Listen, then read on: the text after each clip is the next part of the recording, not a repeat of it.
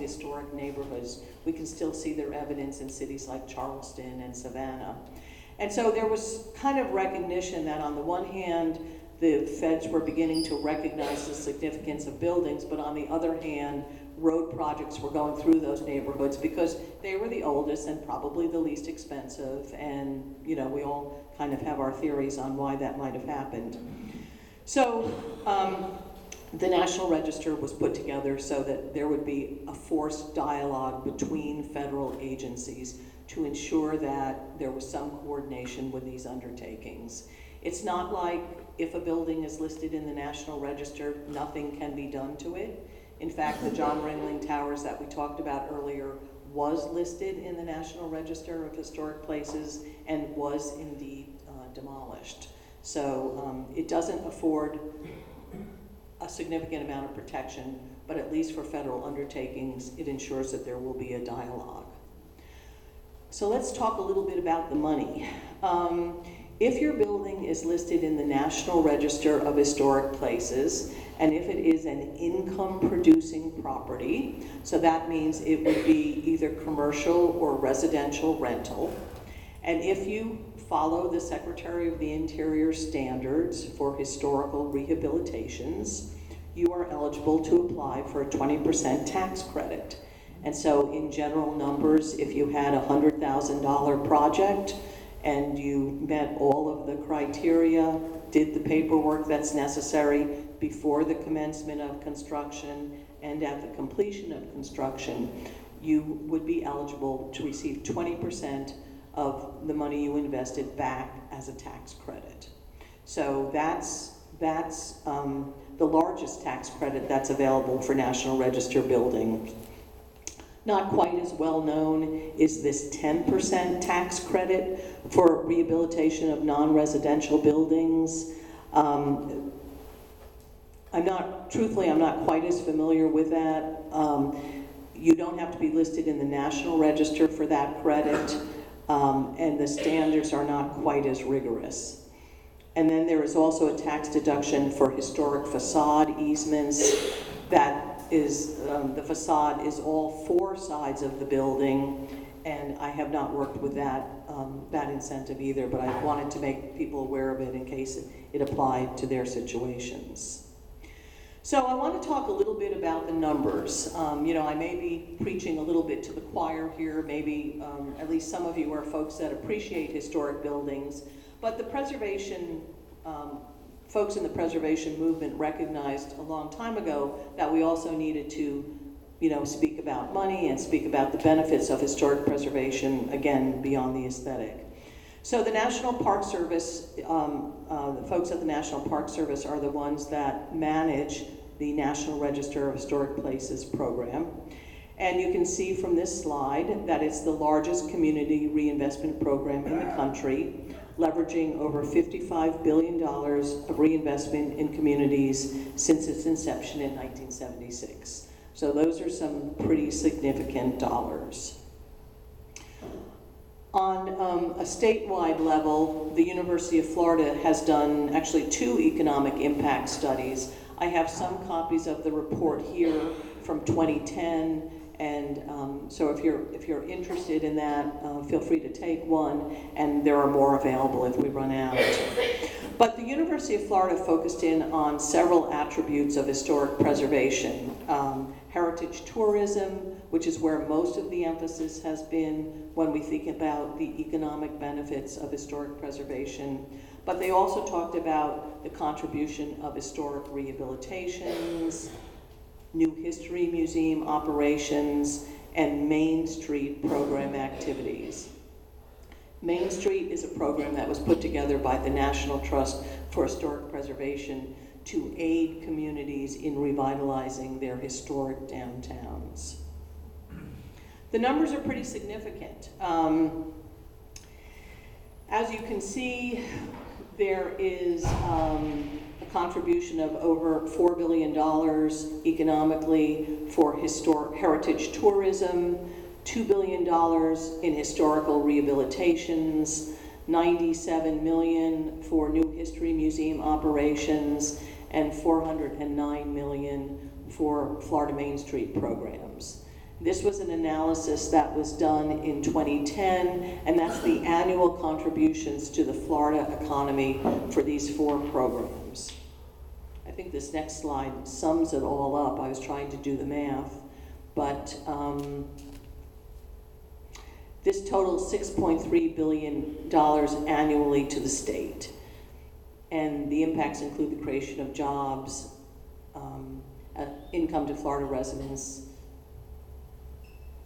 So those are pretty significant numbers when you look at them as a statewide impact, and I think it's important for us to appreciate that. When we talk about historic preservation creating jobs, it's had a big impact in the state of Florida. As you can see there, 111,000 jobs in Florida and another 20,000 in other parts of the country. And I think also important is to realize that we're really losing some of the skills that these trained craftsmen have in traditional building crafts. There are whole programs that are now devoted to teaching people how to restore historic buildings because it's been lost over the years. And so in addition to the economic impact, we're training people so that they can continue this legacy. I mentioned earlier the Secretary of the Interior Standards for Historical Rehabilitations. This is sort of the Bible that historic preservationists use when they're making decisions about appropriate treatments for historic properties. I think that this is what scares folks sometimes when they're talking about historically designated properties and what they can do. The standards themselves are actually 10 guiding principles for historic preservation. They talk about how to handle additions to historic buildings. They should be secondary in nature to the original structure, and they should be sympathetic to the original massing and size. Interestingly, a lot of people think that when you put an addition on an historic building, you should try to make it look like the original building, but that's actually not the case at all.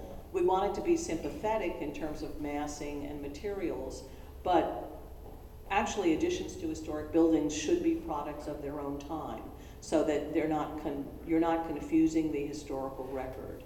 And so that's one myth I'd like to debunk, because a lot of people think, number one, you can't make changes to historic buildings, and secondly, if you do, that they need to be just like the historic structure. In my experience, if you have a significant historic building in Sarasota, it's often undersized for the lot that it's located on. And you really need to update that structure in order to keep it viable in the marketplace and to avoid it being demolished 5-10 years down the road. So when folks want to put on master bath additions or master bedroom additions, I'm really eager to work with them to make that product as sympathetic as possible, because I feel like that's how that building is going to be preserved, and I really do feel strongly about that. So it's worthwhile if you work in the industry or if you're trying to sell an historic home, I think, to look at those 10 guiding standards. And when you read them, you'll see that they're really not that scary. And the idea that you can't make changes to an historic building is simply not true. And in my mind, done appropriately, it's really how a structure is going to be preserved. So I wanted to talk just a little bit about what all of this means for us here in Sarasota. This is a great picture of the downtown Bayfront right around 1910 or so. That was our first pier, and we're looking up Main Street. In Sarasota, we have a number of National Register historic districts. The Central Coconut neighborhood is a large historic district listed in the National Register. The Laurel Park neighborhood was listed in the Register 7 or 8 years ago, I want to say. In Sarasota County, a wonderful collection of buildings called the Main Colony if you've never visited there. It's on Ashton, just west of Swift. Great collection of wood frame structures from the 1910s. Settled by people from Maine. The streets are named things like Damariscotta, Burlington, Portland, so it's a great little neighborhood. And then, of course, Main Street in Sarasota is a National Register Historic District. So we've talked a little bit about the benefits already, but again, income-producing properties are eligible for this federal investment tax credit. But if you don't, if you're not making changes, if you're not interested in the federal investment tax credit, or if your building doesn't qualify for the tax credit, you can make any changes to a National Register building that you'd like. As we said before, buildings listed in the register can be demolished and unfortunately are with some frequency. So then there's also this notion of the local register of historic places. And as I said earlier, the local register uses the same criteria as the National Register, with a little bit enhanced emphasis on local significance.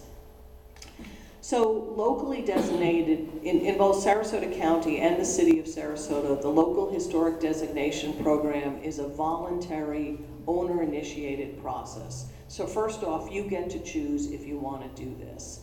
And again, in my years of experience, I found that about 50% of the time, people wanted to list their home in the local register of historic places because it was such a wonderful place, like your home, Nancy.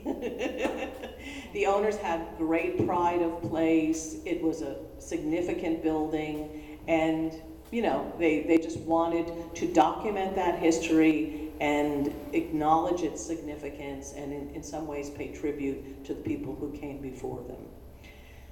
About the other half of the time, what I have found is that people historically designate a home because they also have that great pride of place, but they're also interested in some of the incentives that are available to them. If your home is locally designated, you can be exempted from the FEMA substantial improvement limitation. This is a big deal if your house is located on the water. Everybody have some familiarity with what that means? Okay, so if your home is non-conforming and if you want to improve it, you're limited in how much you can reinvest in the property. If your home is historically designated, you can be exempted from that 50% limitation. Historically designated properties are also eligible for certain relief from the building and zoning regulations. In the city of Sarasota, you go through a variance process. In Sarasota County, there's some administrative relief. Now, I'm talking about all of this in general. What I would always say to people that I was talking with about a specific project was that they should talk to their historic preservation planner at the city or the county and talk specifically about their project and the needs of their project before they make assumptions about what will or will not be available to them. The nature of historic preservation projects is such that they tend to be fairly complex, detailed, unique, all the reasons we love them. So it's always advisable to really talk very specifically with your building and zoning officials about what kinds of improvements are available. And so with these benefits for the local register comes some responsibilities. And if your home is historically designated, any changes which are made to the building must be done in accordance with the Secretary of the Interior standards and be reviewed and approved by the local Historic Preservation Board. Again, in my many years of experience, I've found the boards to be pretty reasonable. I think the boards, again, recognize that buildings have to be upgraded, systems have to be enhanced in order to meet our living standards for today, for that structure to, have a continued viable use. I'm sure there are some horror stories out there. I'm not going to say they don't exist, but in my 20 plus years of experience, they were pretty rare. So The only real financial incentive on the local level is an ad valorem tax exemption. Sarasota County adopted an ad valorem tax exemption ordinance in 1997, I want to say. Okay, some people here keeping me honest. And so the way the ad valorem tax exemption works is, I've got a picture here of the state capitol, because it was actually state enabling legislation that was passed in, I believe, 92. And then local communities could decide to opt into that ad valorem tax exemption program if they chose to. Sarasota County has chosen to. We adopted an ordinance in 1997. The city of Sarasota chose not to, so they still have not adopted an ordinance. However, if you live in the city, you of course are paying Sarasota County taxes as well as city taxes. So you can still benefit from this ad valorem tax exemption. The way it works is properties need to be locally historically designated. The projects, generally speaking, need to be reviewed in advance of construction, although there are some workarounds on that.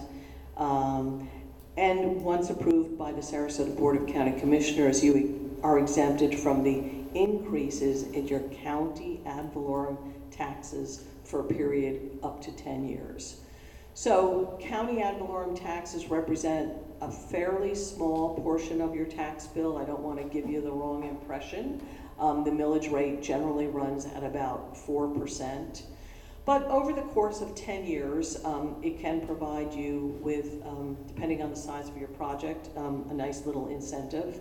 And we've had, I think I'd say that since the years the program has been in place, we've probably had 30 or 40 property owners participate in that.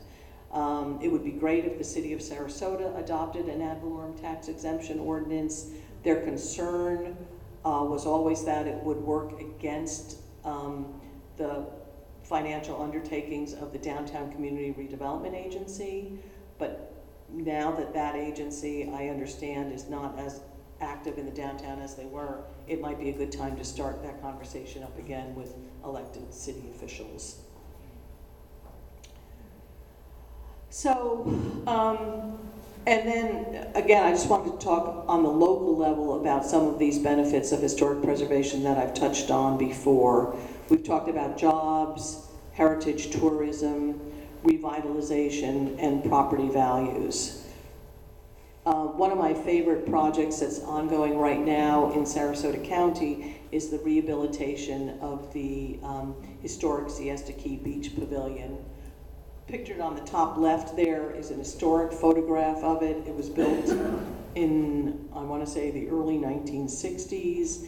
And right now there's a project underway to rehabilitate the historic structure and add an addition to it, which you see to the left on this lower photograph. They've taken advantage of that FEMA substantial improvement limitation.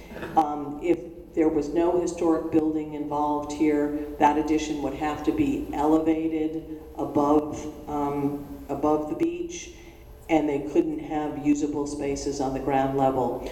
So it's been really important to this project, and in my mind, to the public's enjoyment of the beach. It's nice to be able to stay at ground level, to experience the environment in that fashion, and it's because of the historic pavilion that's been possible.